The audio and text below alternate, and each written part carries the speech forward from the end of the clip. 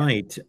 Tony, we're going to tee up on this one first and foremost because I know you enjoy the rankings conversation, and we'll let Steve and Kevin take it on. So, I don't even know what the AP rankings are. I know it's Alabama, Georgia, Ohio State in some order, but I believe the Buckeyes are 3 based on our conversation before we started to record. And would Alabama be 2 and or Alabama 1 and Georgia 2? And what do we think about all of that? Yeah, I'm with you, Mark. Like the rankings are meaningless essentially, but they do cloud the judgment of the committee. So I guess they aren't meaningless. But yes, Alabama 1, Georgia 2, Ohio State 3. And I tweeted this during the Georgia game that, they were struggling. Everybody kind of figured they were going to come back and beat Missouri. But I did tweet that, Alabama, at least Alabama played well enough to keep Ohio State from jumping up. And it's just going to be Alabama and Georgia going back and forth. As long as one plays well, then like the 2 bad performances for Georgia against Kent State and Missouri will be completely forgiven with their next good performance. And if that good performance happens the same week as an Alabama off performance, those 2 teams will just switch again. Like Georgia still has 28 first place votes. Alabama has 25. Ohio State has 10. So some people are trying to get the Buckeyes up there because they're watching the games and they're seeing other programs struggle. But, Georgia getting a big win on the road in the SEC against Missouri, Alabama doing the same against Arkansas, an Arkansas team that is no longer ranked and shouldn't be ranked, and a Missouri team that was never ranked and never should have been ranked and never should have been that close to Missouri. But it's just standard operating procedures for voters who want to confirm the fact that I was right by putting these 2 teams at the top. I was right because if I drop these guys, then I'm looking wrong. And as a sports writer, the one thing I never want to do is look wrong. And so if I can make myself look right by keeping a team placed where I think they think they should be rather than where they have earned, then I'm going to do that because that makes me look better, which is the most important thing for many, many, many sports writers. I am not by trait a fake ass Buckeye. I have Ohio State number 1 in my football writers Super 16 poll ballot. And the main reason for that is because I believe Ohio State has the single best unit in all of college football with its offense. There's not a better offense in college football than Ohio State, and nobody's defense is as good as Ohio State's offense is. So that's why I have Ohio State number 1.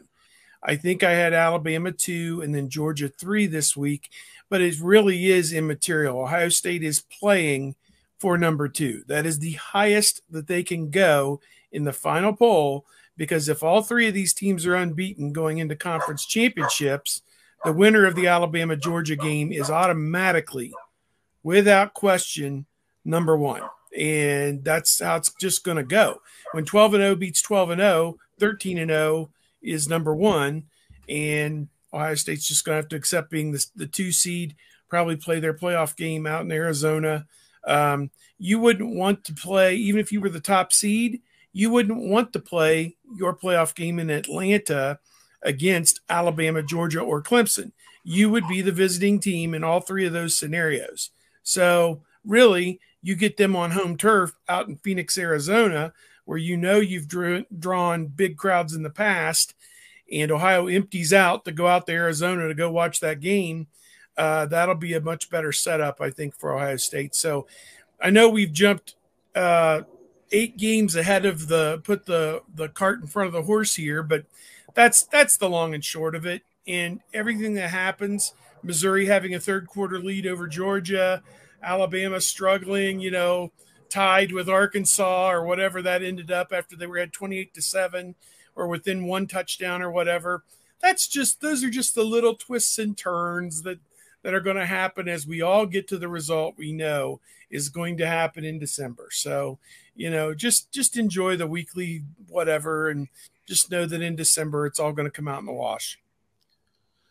Well, when Ohio State picked up 6 first place votes from the last week to the current week, so maybe if either Georgia or Alabama keep stubbing their toe a little bit and have close games, maybe they can close the gap. But when it's all said and done, these human polls are largely irrelevant. But to agree with Tony, there is somewhat of a nobody's walking into that room in Grapevine, Texas, and completely divorced of knowing what the human polls are going to say. And there's always going to be some biases and things that are in play there. To Steve's point, even if Ohio State finishes as the number one team, and we're skipping a lot of weeks here, Ohio State, unless somehow it's USC, Ohio State is going to go out to Arizona. You don't necessarily get to go and pick and say, this is the city we want, but there is some sort of advantage given to the number one team where they get, where you're not going to disadvantage them. And they would be disadvantaged playing in Atlanta against the teams that Steve mentioned, Alabama, Georgia, Clemson, et cetera, et cetera, et cetera. Ohio State would be disadvantaged going to Arizona to play USC. Ohio State has to win its games. That's what it ultimately comes down to. We've seen in the coaches poll that, some assistant director of football operations is filling out ballots for most of those coaches.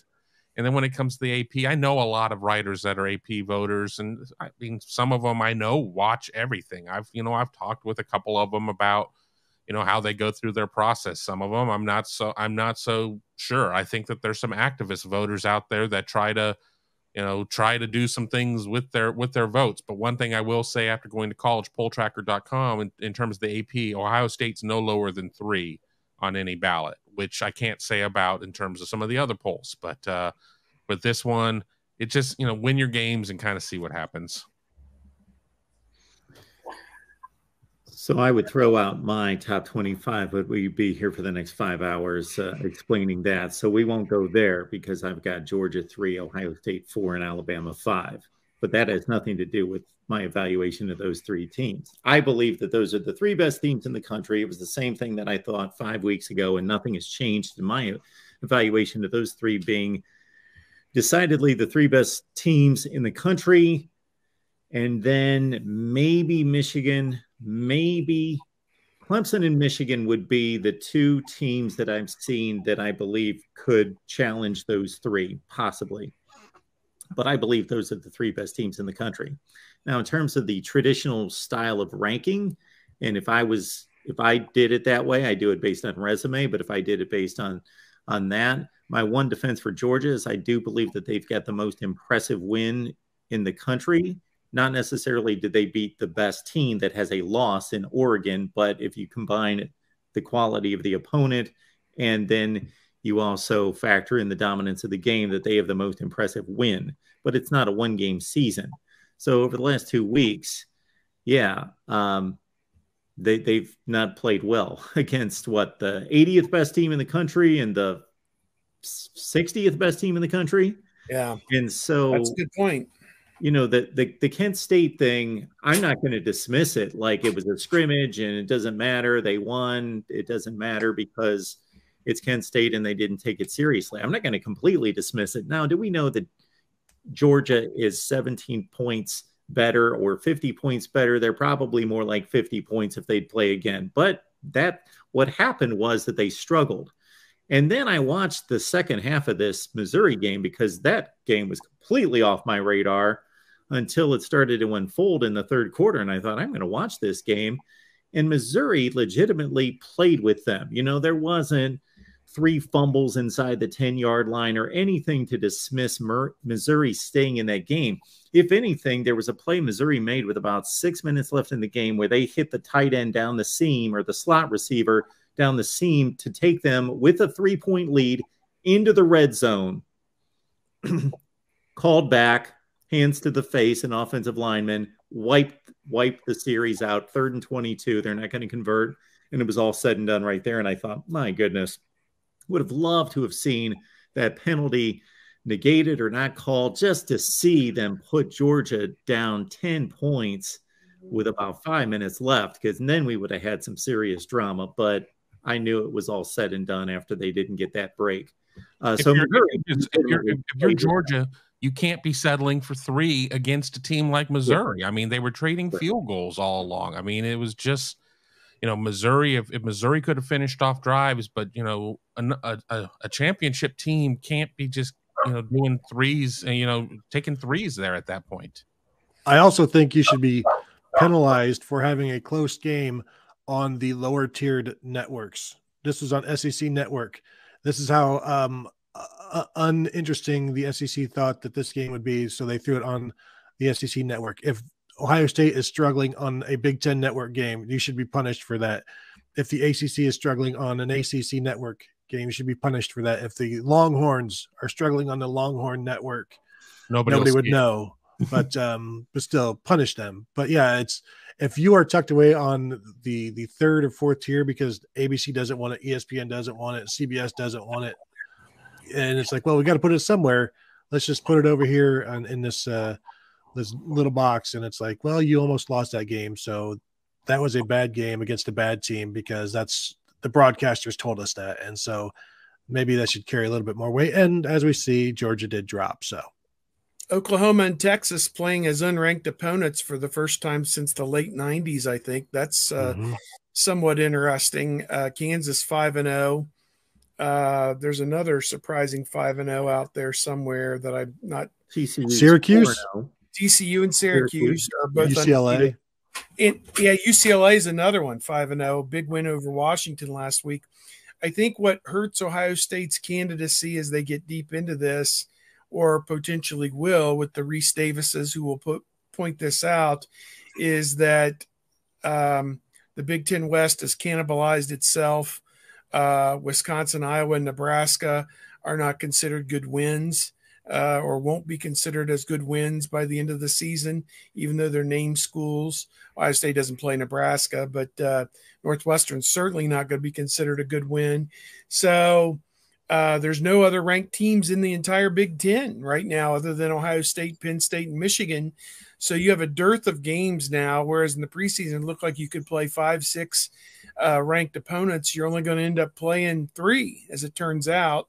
You're only going to, unless somehow Maryland sneaks in later in the year, gets on a heater and starts winning some games, but they're going to lose to Penn State in the interim as well. They've already lost to Michigan. So, they're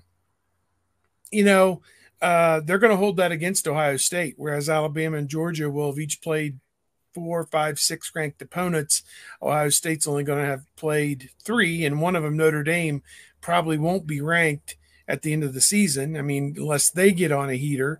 So, you're swimming upstream a little bit, but here's the thing. The most important number is the number in the loss column. As long as that comes back as a 0, Ohio State can't be any less than number 2. And that's just fine. You'll be wearing the scarlet uniforms out there at the House of Horrors, Cardinals, University of Phoenix, whatever they're calling it this week's stadium. So there you go. Well, we would never see the committee sit there and sneak a team back into the top 25 the last week or second to last week. That's never happened before. Oh, Utah State. But it for Alabama, but never for a Big 7-5 Utah State. I mean, it's just. Well, and the thing is, Ohio State will be playing like a 23rd ranked Illinois in the Big Ten championship game, and of course, if they beat them, then Illinois is no longer ranked. But yeah, the committee always has a way of just keeping. There's a floor for an Arkansas or a Texas A&M. Well, they'll just be that. From 19 to 25 is going to have like 4 SEC teams in the final rankings, and throughout the entire committee rankings, that's just how it always is. 4, 7, and 5 SEC teams. Yeah. Ohio State cannot win in the Big Ten championship game the way things are shaping up. It's going to be obviously an opponent that's not given much respect, and maybe they wouldn't have earned much respect at that point because of the non-conference results. But yeah, if Ohio State blitzes them 52-10, then they were awful. If Ohio State struggles and beats them 31-24, well, Ohio State's no good because they can barely beat.